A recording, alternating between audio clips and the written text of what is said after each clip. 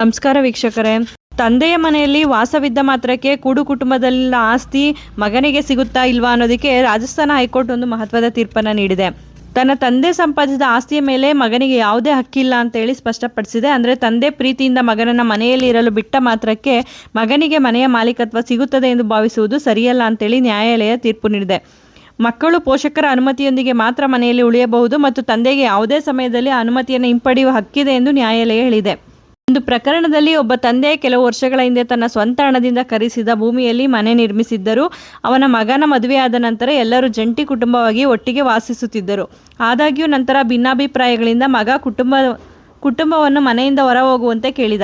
ಈ ಕಾರಣದಿಂದಾಗಿ ಮಗ ನ್ಯಾಯಾಲಯದ ಮೊರೆ ಹೋಗಿ ಮನೆ ಕುಟುಂಬದ ಆಸ್ತಿಯ ಭಾಗವಾಗಿದೆ ಮತ್ತು ಅವನು ಸಹ ಮಾಲೀಕನೂ ಆಗಿದ್ದಾನೆ ಎಂದು ವಾದಿಸಿದನು. ಆದರೆ ಅವನ ಬಳಿ ಇದಕ್ಕೆ ಸಂಬಂಧಿಸಿದ ಯಾವುದೇ ದಾಖಲೆಗಳು ಅಥವಾ ಪುರಾವೆಗಳು ಇರಲಿಲ್ಲ.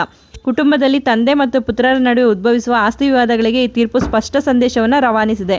ಮಕ್ಕಳಿಗೆ ತಮ್ಮ ಪೋಷಕರ ಆದಾಯದ ಮೇಲೆ ಯಾವುದೇ ಹಕ್ಕಿಲ್ಲ. ಪ್ರೀತಿ ಮತ್ತು ವಾತ್ಸಲ್ಯದಿಂದ ಮನೆಯಲ್ಲಿ ಉಳಿಯಲು ಬಿಡುವುದರಿಂದ ಆಸ್ತಿಯಲ್ಲಿ ಪಾಲು ಸೃಷ್ಟಿಯಾಗುವುದಿಲ್ಲ.